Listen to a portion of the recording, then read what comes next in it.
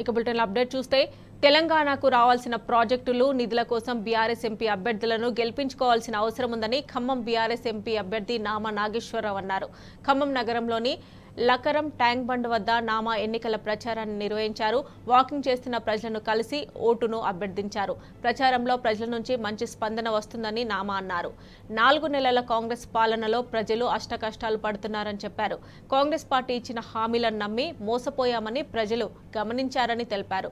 విభజన చట్టం హామీలు, రైతు సమస్యలు పరిష్కారం కావాలంటే బీఆర్ఎస్ అభ్యర్థులు పార్లమెంటులో ఉండాలన్నారు. ఢిల్లీలో తెలంగాణ గొంతుగా వినబడాలంటే బీఆర్ఎస్ అభ్యర్థులను గెలిపించాలని ప్రజలను నామా నాగేశ్వరరావు కోరారు.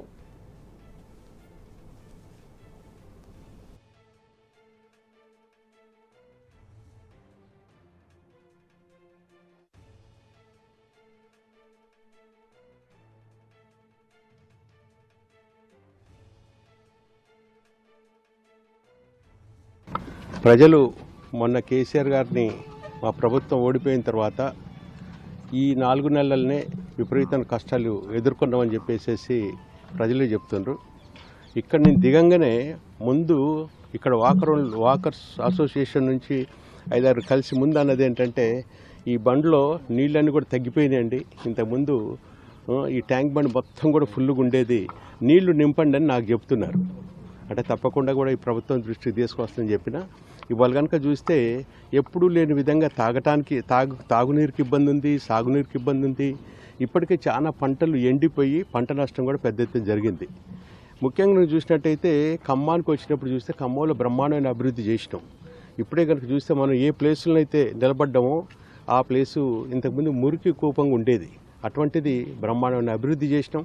ఖమ్మం పట్టణంతో పాటు తెలంగాణ మొత్తం కూడా అభివృద్ధి చేసినాం. హైదరాబాద్ ఎట్లయితే అభివృద్ధి జరిగిందో హైదరాబాద్ తర్వాత ఖమ్మం పట్టణం, ఖమ్మం జిల్లా అంత అభివృద్ధి జరిగింది.